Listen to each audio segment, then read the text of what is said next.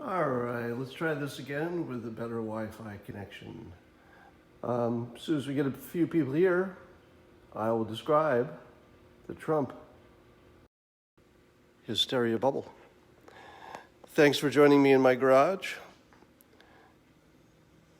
Yeah, I was trying to do this with just a 4G connection, but wasn't enough. It kept dying.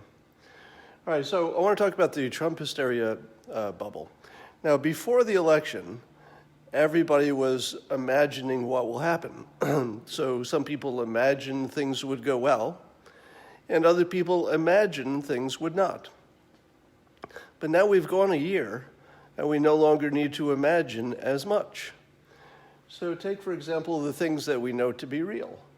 The economy is up. We got some good judges, at least in terms of Republican preferences. ISIS is down. Racism is up, at least how we feel about it. Illegal immigration is under control, a lot better. International relations look pretty good. The deficit, of course, is a problem. So those are real things. And you could argue about whether the president is doing a good job or a bad job, or whether Obama was really the one behind any of this. But at least they're real. Now take a look at the imaginary stuff.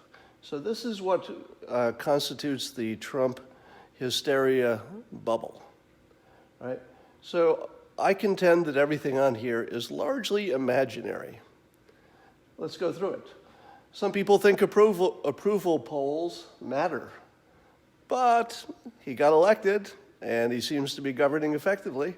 I don't think it's true that they matter. That seems to be just pure imagination. Russia collusion is so far imaginary, and the fact that it's illegal even if it happened is also imaginary. Tweeting will doom us. Doesn't look like it.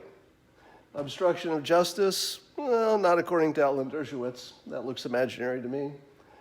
The president is incompetent. Well, that would be hard to explain how he got so much done that he said he'd get done.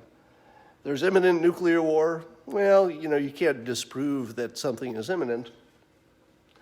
But it looks like we have better progress on North Korea than we have in the past. Some people believe that Trump has no impact on the economy. That's just crazy. Some people believe the Dreamers will be deported.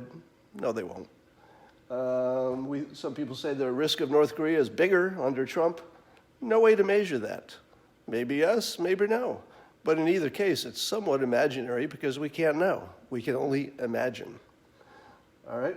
Trump is only in it for the money. Well, I can't disprove that, but it doesn't look like the case to me. People thought the GOP wouldn't support him. They think he's a white supremacist. The news media, some people think, is accurate. And that there's something called fairness when it comes to wealth. Some people also believe that Trump is just a con man and that he's operating with just a brainstem. In other words, that he doesn't. There are people who literally believe. There are people who literally believe that President Trump doesn't think before he acts. Now just think about that. Doesn't think before he acts. Probably 40% of the country actually thinks that's a thing. That's not a thing. Everybody thinks before they act. Some people act quicker, some people don't, some people have a different risk profile. Sometimes you're throwing things out to see what happens, sometimes you're just playing with people, sometimes you're just attracting attention. But he's definitely thinking. So that's what the bubble looks like. If you're concentrating on the real stuff, you could certainly argue, how much did Trump have to do with the economy? That's a fair question. How much did he have to do with any of it? That's a fair question. But if you're trapped in this world, the world of the imaginary, it doesn't matter how sure you are that these things will happen or have already happened. There is no evidence for them, or at least there's not convincing evidence. So that's what constitutes the bubble.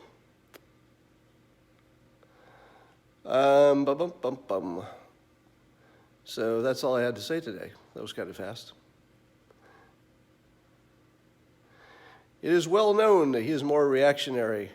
No, it's not.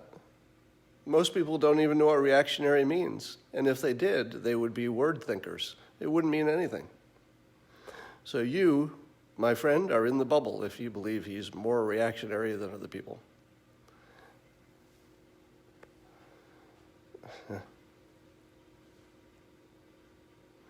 Two movies, two bubbles.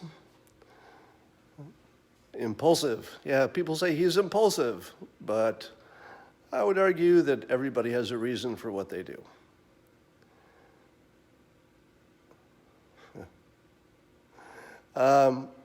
When will Sam Harris like Trump? Well, we may be waiting a while for that.